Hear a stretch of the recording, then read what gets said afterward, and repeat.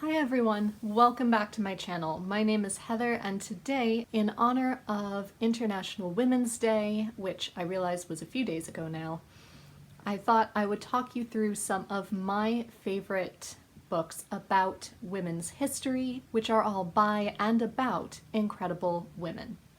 Now, of course, that description could apply to lots of nonfiction, but I have decided to focus in on some nonfiction that is less well known on BookTube as far as I can tell. So starting in antiquity and moving through in historical order, I have Women and Power by Mary Beard, which is a wonderful place to start because it is so small.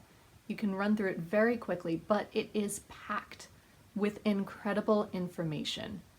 Mary Beard is a wonderful classical historian, and in this particular book, she looks at examples of women being told to be quiet, being told to stay in their place from antiquity, and how that has shaped modern sexism. It was really fascinating. It was really incredible. Definitely pick up a copy if you can. Also in antiquity, I would recommend this biography of Cleopatra by Stacy Schiff. Stacy Schiff is a wonderful biographer. She also wrote a biography or a history of the Salem witch trials called The Witches, which I would also recommend. But I think what impressed me most about this biography of Cleopatra were two things. Number one, how full a picture Schiff was able to paint of Cleopatra's life, given how little we really know about Cleopatra to start with. And secondly, the fact that she can pull all of those scarce facts together to form a really interesting biography and narrate it with such a really funny voice when appropriate. It was a wonderful read, far more engaging than honestly I thought it was going to be, and I would highly recommend it.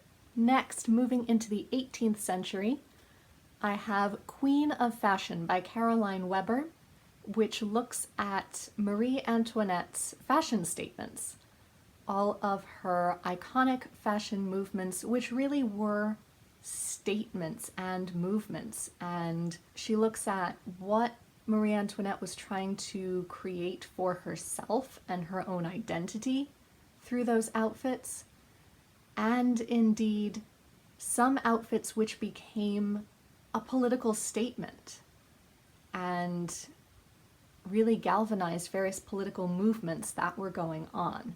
I loved looking at this side of Marie Antoinette, and it was another really fascinating read. Next, I'm going to be jumping in time for a brief moment, so bear with me. The Five by Hallie Rubenhold is incredible, and it has been very well loved on BookTube, and rightly so.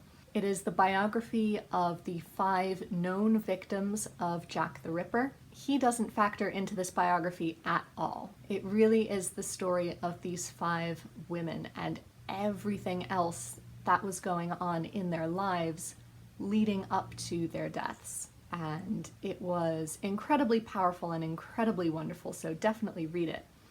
But if you liked the 5 and are wondering where to go next, I would recommend The Lady in Red, also by Hallie Rubenhold.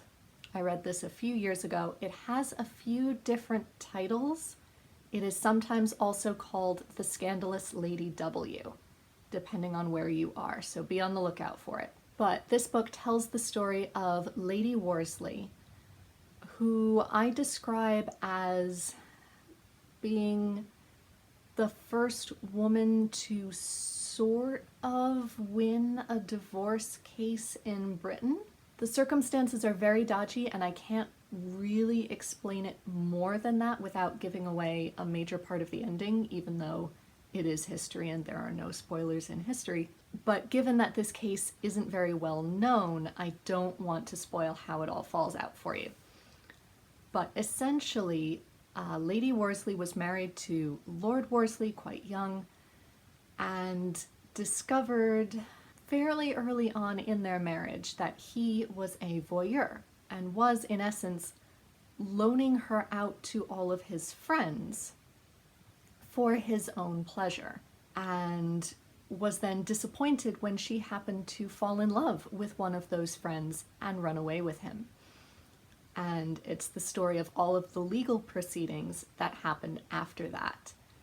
It is so detailed and utterly fascinating. I managed to read it in 2 days at the beach, which is not typical of nonfiction, even for me. So if you enjoyed the 5, pick up The Lady in Red or The Scandalous Lady W.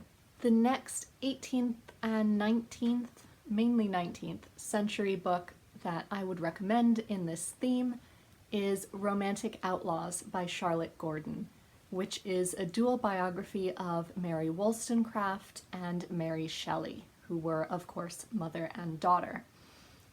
What I loved about this book is not only the subject itself, because both mother and daughter were extremely interesting people in and of themselves, but the way that this story is told is really fascinating, as I believe, and I did read this a few years ago, but as I remember, it's told every other chapter.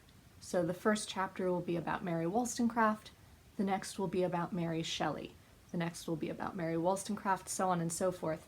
So you really can see the parallels in both of their lives, even though they really didn't know one another, given that Mary Wollstonecraft died so soon after giving birth to Mary Shelley. The parallels in these women's lives are astounding. And again, even though it's a monster of a book, I flew through it. It is really engaging and definitely worth a read. Next, firmly into the 19th century by now, and yes, I have been banging on about this book and this series for ages, but that is because it is well worth it. It is Gentleman Jack, the biography of Anne Lister. This biography is written by Angela Steidele, and it is translated from the German. It is fascinating. I would recommend reading this first before you dive into Anne Lister's diaries themselves, but both are fascinating. Anne Lister was a woman who lived during the early part of the 19th century and was as openly gay as she could have been at the time. She defied a lot of fashion conventions. She dressed in a much more masculine style than was typical of the 1820s or thereabouts. She had numerous relationships with other women, and seemingly a lot more people knew about them than should have. Female homosexuality wasn't precisely illegal, since legislators didn't think that it existed, so they forgot to mention it when making the anti-homosexuality laws that we know of.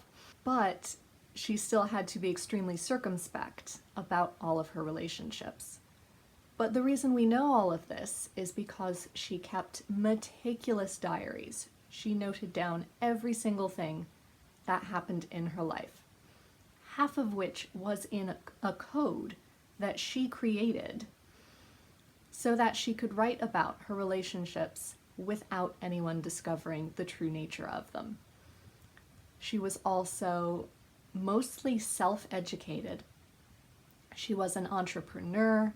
She had an incredible drive and motivation to make something better of her life and to make her life exactly what she wanted, which I find truly inspirational. Next, I would recommend Mrs. Robinson's Disgrace by Kate Summerscale. This book takes place during the 1840s with another very interesting and relatively unknown divorce case in which Mrs. Robinson kept a diary, as many Victorian women did. And in this diary, she describes her infatuation with a married friend of theirs. And this infatuation in her diary starts growing and growing. She starts writing down all of her fantasies until one day her husband discovers her diary and reads some of these entries. And so he uses those entries as grounds for divorce, even though, as far as we know, nothing has actually happened between his wife and this other man, except in her imagination. And Kate Summerscale does an amazing job of describing all of the legal machinations and how the entire nation was just obsessed with this case. And now this woman's, deepest secrets and her inner fantasies are being exposed to the nation. It is just fascinating, although extremely frustrating. But it is so well researched and such an amazing story. Definitely check it out. Next, bridging the 19th and 20th centuries, I would recommend the book Suffragettes, which is edited by Joyce Marlowe, which tells the story of the suffragette movement through excerpts of letters and diaries, so that Joyce Marlowe really does very little storytelling. In fact, she does almost none. It's all done through these extracts of legal documents, letters, diary entries, and you can track the entire suffragette movement through the words of people who were involved in it at the time. The cover is, of course, based on the film Suffragette, so they are sort of linked in that regard, and many of the characters in that film appear in this book as well. But it lays it out in so much detail, and it was just a wonderful read. Again, I would highly recommend it. And finally, moving into the 20th century, I would recommend Lady in Waiting, the autobiography of Lady Anne Glenconner, who was Lady in Waiting to Princess Margaret for many, many years. She was an attendant at Queen Elizabeth's wedding, coronation? One of them, possibly both, I can't remember. But she was deeply involved in royal life while also having a fascinating life of her own. And I found this book really engaging and really funny at times, really frustrating at times. Her husband had some serious mental issues, and watching her having to deal with those is just awful to read about and to experience. Some of her experiences with her children are just heart-wrenching, but you get to see a real life from all sides and how she worked to make that life what she wanted it to be always, even though that's not necessarily something you would expect from someone so highly placed in society. So I would also recommend this book. It is just a wonderful read, especially if you are fans of The Crown. You get an insider's look into what life would have been like for a lady in waiting. So there you have it. From antiquity up till present day, those are some histories of incredible women by other incredible women that I would encourage you to read if you haven't already.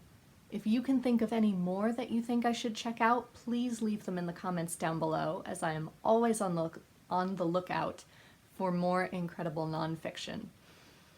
Until next time, be safe, be well, and happy reading. Bye everyone.